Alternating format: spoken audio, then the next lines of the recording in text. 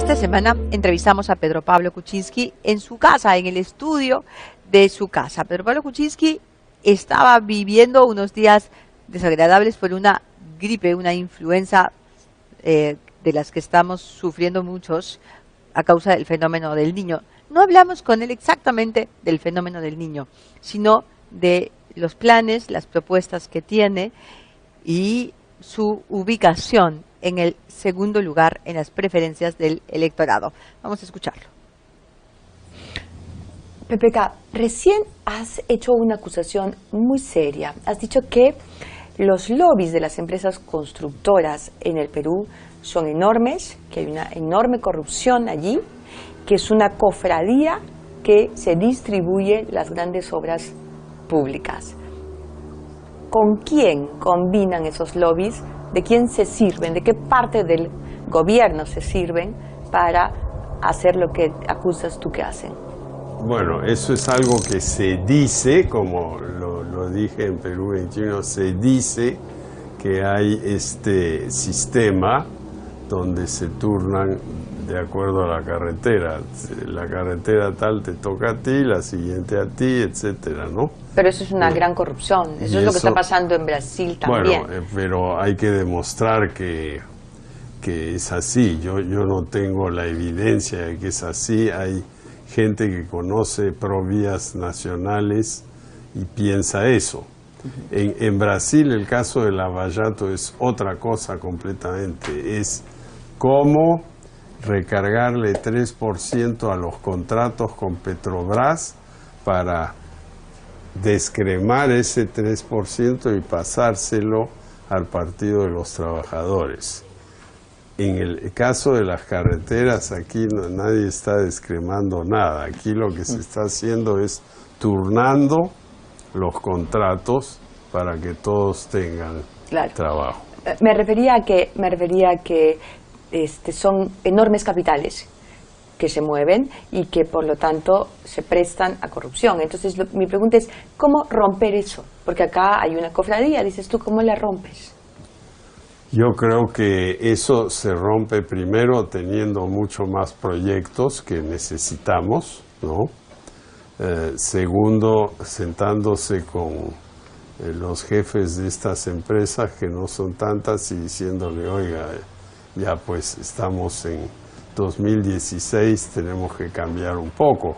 Esto de repente se justificaba cuando había pocos proyectos, pero ahora hay muchos, ya compitan un poco más, porque esto se refleja en los costos. O sea, ¿tú crees que la corrupción se puede combatir cambiando, o más bien tendiendo más organizando competitividad, ¿no? Muy bien. Antes que supervigilando por fuera o creando comisiones, como es que hemos hecho tantos años y pareciera que hemos fracasado? Bueno, todas estas comisiones han terminado en nada, ¿no? Ahora, estamos discutiendo sobre tachas electorales, estamos en una campaña que se está tornando muy violenta y nos zumban balas por encima de nuestras cabezas. El problema de la inseguridad en el país es clamoroso. Tú has presentado desde el principio un equipo que tiene un plan para combatir la inseguridad. ¿Qué ventajas ofrece tu equipo? Bueno, en el tema de seguridad nosotros tenemos un plan bien claro que ha sido calificado por el IDL como el mejor. Uno, refundar la policía en el sentido de darle más incentivos, apoyarlos mejor, mejorar su sueldo, mejorar las academias policiales. Luego, refundar el Poder Judicial. Y tercero es el tema de las cárceles, porque las cárceles son escuelas del crimen, porque la mayoría de los inquilinos de las cárceles son jóvenes que no han sido juzgados, que no tienen una actividad aún, una profesión o un oficio. Entonces las cárceles deberían ser cárceles educativas. Pero tenemos una situación de extremo. Estos días acaban de asesinar en estos días Dos policías, y no va a dejar de ocurrir eso. ¿Cuál sería el shock? O sea, ¿cuáles son tus medidas más importantes los primeros 30 días? El shock es, primero, penas fuertísimas contra esta gente. O sea, esos tienen que estar adentro 30 años, ¿no? Y eso será un ejemplo. En eso no puede haber concesión alguna. No, cuando hablas del tema de la inseguridad, hablas de medidas, pero hay un aspecto que es fundamental y que no te lo he escuchado mencionar. La verdad es que ni a ti ni a ningún otro candidato, y es el tema del narcotráfico. El narcotráfico es el origen mucho de eso, ¿no? De la circunstancia que estamos viviendo. Claro. Bueno, pero ¿cómo la combatimos? ¿Cómo combatimos el narcotráfico? Es generando prosperidad en las zonas bastante abandonadas del país, donde la única actividad rentable es producir coca o amapola, ¿no? ¿Y cuál es esa área? El BRAE, el BRAEM, como le dicen ahora. Ahí está 55% del cultivo de coca del Perú, y concentrado en un área no tan grande. Ahora, ¿qué se necesita ahí? Ahí se necesita billete, porque si tú vas a producir café son 3-4 años. Si vas a producir cacao son 7-8 años. ¿Y cómo haces para que haya billete? Ahí necesitas que el gobierno, y con de repente alguna ayuda de Estados Unidos que le interesan estos temas, financie a los agricultores. ¿Tu gobierno lo haría? Sí, claro. Has tenido muchísima experiencia en la gestión, sabes gestionar. Tus opositores no han tenido experiencia, tus opositores más importantes. No me refiero a Alan García, que ha gobernado, pero está él más ha tenido atrás. Mucha experiencia. ¿No es cierto? No, buena y mala. Me refiero a los que están más cerca, Yeah. Keiko Fujimori, Alfredo Barnechea, incluso a Verónica Mendoza. Ellos no han tenido esa experiencia de gestión. Pero si se trata de participar, de servir al país, ¿qué puestos les darías tú a cada uno de ellos? Por ejemplo, empecemos con Keiko Fujimori. Yo creo que ella podría ser una buena ministra de Agricultura, por ejemplo, ¿no? Como le gusta viajar bastante por el país, no sé si lo hace de motu propio o por obligación, pero... ¿Y Alfredo Barnechea? Alfredo Barnechea es un historiador y literato, ¿no? Yo creo que de puestos ejecutivos él solo ha tenido un puesto de asesor en el Banco Interamericano, y antes de eso trabajó en Sinamos durante el gobierno militar. O sea, yo no sé, pero sin duda es una persona de inmensos contactos, gran inteligencia. ¿Y qué cargo le darías? Yo le daría un cargo de embajador, ¿no? ¿Y a Verónica Mendoza?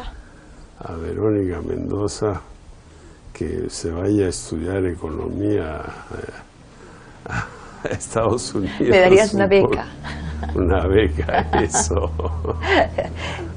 Tú has tenido mucho trabajo, has hecho muchos trabajos a lo largo de tu vida en el sector privado y en el sector público. La izquierda te critica eso. Dicen que tú has servido en ambos sectores y que además has servido en este modelo, dentro de este modelo económico. Dicen que no serías un cuestionador del fujimorismo porque tú has participado del modelo económico creado por el fujimorismo. No, yo creo que en realidad Fujimori creó un modelo populista económico. Con Boloña hizo las reformas que había que hacer y después se quedó ahí. No hay ningún gran modelo fujimorista. ¿Propones algunas modificaciones en el modelo? Yo no creo en la palabra modelo. Yo creo que como lo he dicho en mis libros recientes, la economía evoluciona a toda velocidad y hay que ir cambiando a toda velocidad. Es igual que los teléfonos celulares de hace 10 años, aquí tenemos que evolucionar. ¿Qué necesitamos hacer? Bueno, conectividad es lo primero. O sea, el Perú está desconectado. Tenemos colegios donde no hay electricidad, donde no hay gran cosa. Tenemos comisarías sin wifi, sin radio. Nuestro gran problema es conectividad. Y tenemos una ciudad en la selva, Iquitos, que no está conectada con el resto del país. Eso es increíble. Entonces, tenemos que empezar por ahí. Tú has hablado de tener huevos para gobernar. Sí. Has dicho los huevos no son para reventárselos en la cara a ningún candidato. Sí. Deberían ser y servir para Son gobernar. para comer o gobernar, no para tirar en las calles. Ahora, estás hablando de energía, estás hablando de liderazgo, ¿no es cierto?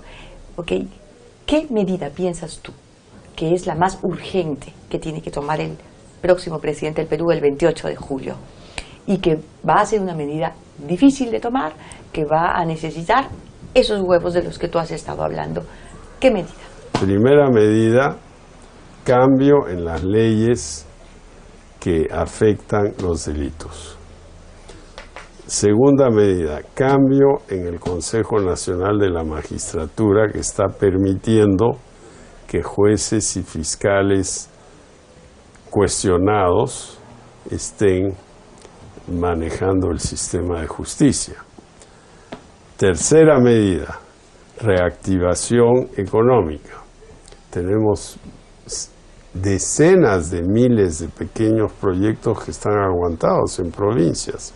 Entonces nosotros vamos a reformar Proinversión para que se regionalice bajo un ministerio de apoyo a las regiones. Cuarta cosa, hay que atraer grandes inversiones al Perú. Ahora viene, por ejemplo, el APEC en octubre.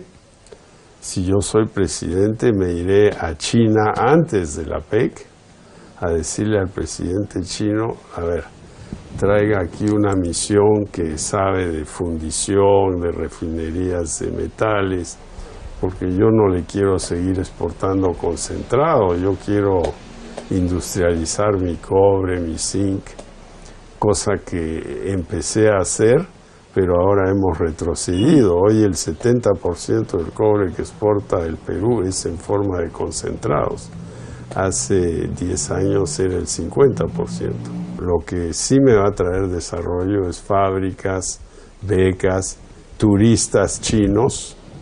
¿Y cómo reactivas el empleo? Porque mucha gente está perdiendo su trabajo en estos días. Y claro, eso es una porque la realidad. economía crece lentamente al 3% y el sector industrial y el sector de construcción, que son los que más empleo nuevo generan, están declinando en vez de aumentar. Entonces, construcción. Nosotros tenemos todo nuestro plan de obras aquí, ¿no?, que incluye muchas obras que ya están en marcha y otras más. ¿No? Aquí está, con todos los proyectos. Hay que hacer caminar esto, ¿no? Yo voy a hacer un gobierno de obras, pero no solo obras del Estado, porque hay muchas cosas que se tienen que hacer. Por ejemplo, el agua potable es un tema donde estamos atrasadísimos, y eso va a generar un empleo brutal. Solo la inversión en agua potable te sube el crecimiento 2 puntos más por año. O sea, si estabas creciendo al 3, vas a crecer al 5. ¿Y qué autocrítica, PPK? ¿Qué has hecho mal en tu campaña hasta el momento? ¿Qué vas a enmendar? No, yo creo que tuvimos un compás de espera de 2 meses haciendo la lista congresal y eso nos costó bastante. Lo bueno es que de nuestra lista al Congreso casi nadie está cuestionado, quizás una o dos personas, ¿no? Y si están cuestionadas, las cambiaremos. Tengo una pregunta que ha sido parte de estos escándalos que tú acabas de criticar, y tiene que ver con la renegociación del contrato del gas. ¿Por qué has cambiado tu opinión? Yo nunca he cambiado mi opinión. Yo creo que lo que no se ha explicado bien es que cuando se hizo el proyecto del gas, el precio era $10 el millón de pies cúbicos. Hoy es 1.60. O sea, es un 16% de lo que era. Entonces, es un poco como decir, mira, yo recibía 35 soles por mi kilo de pollo en el mercado y ahora recibo 6. Y quiero recibir 35. El problema es que nadie te va a pagar 35. Ese es el problema. Entonces, hay mucha gente que dice hay que renegociar. No hay nada que renegociar. Si es una cosa que no genera recursos, que nos hace perder plata, se declara fuerza mayor. Eso existe en la mayoría de contratos del mundo y se suspende. ¿En qué se diferencia entonces ahora tu propuesta con la de Alfredo Barnechea? No, respecto del gas. No, él dice renegociar, pero no hay nada que renegociar. Ellos te van a decir, ¿qué quieres renegociar? ¿Quieres que te pague más? No puedo si consigo el gas de Estados Unidos al mismo precio, ¿no? Lo que deberíamos hacer es orientar el gas al mercado interno. ¿Cómo vas a enfrentar estas semanas que quedan y esta contienda tremenda entre 3 candidatos para llegar segundos a la segunda vuelta? Bueno, no son 3, en realidad está Keiko y estoy yo y por detrás hay otros, ¿no? Yo estoy en esta contienda hace años y eso de repente me ha quitado la imagen de frescura y me ha asociado en la mente de alguna gente con los políticos. Yo no soy político, yo tengo soluciones técnicas a los problemas, ¿no? Yo voy a seguir hablando y viajando, primero quitándome esta influenza B que me ha dado y me ha frenado un poquito por un par de días, y después vamos a seguir y vamos a estar en la segunda vuelta. Para irme, PPK, ¿qué te dijo Mick Jagger en esa cena de madrugada que tuviste con él? Hoy fue muy divertido. Él es un inglés con un gran sentido del humor y su pata Tim Rice, que es el autor de The Lion King, Evita, Jesus Christ Superstar, igualmente interesante, ¿no? Te envidiamos y todos, ¿no? me dijeron para tocar en su concierto ¿Y por qué no mi tocaste? Piccolo. Lo que pasa es que yo tenía entrevista con Aldo y... No puedo creer. O sea, cambiaste a Mick Jagger por Aldo Mariante. Sí. Y eso es No, pero imperdonable. como le dije a Mick, y él lo sabe mejor que nadie, todo hay que ensayar, pues. Tú no puedes aparecer ahí, tocas 3 notas y no estás... Y cuando él habló de las causitas y del cuy, ¿estaba dándote una mano? ¿Tú sentiste eso? Porque en el concierto, Sí. y yo estuve ahí, él habló de las causitas y también del cuy. Claro, ¿Te no, estaba le dando una hablé mano a del ti o cuy no? la noche antes, pues. Bueno, Muy PPK, simpático. Mick seguramente. Jagger. Gracias, PPK, otra vez. Muchas gracias. Ya, chao. ¿Cómo dice pues PPK que prefirió a Aldo Mariátegui antes que los Rolling Stones? La verdad es que eso es algo imperdonable, ¿no es cierto? Vamos a ir ahora a una pausa.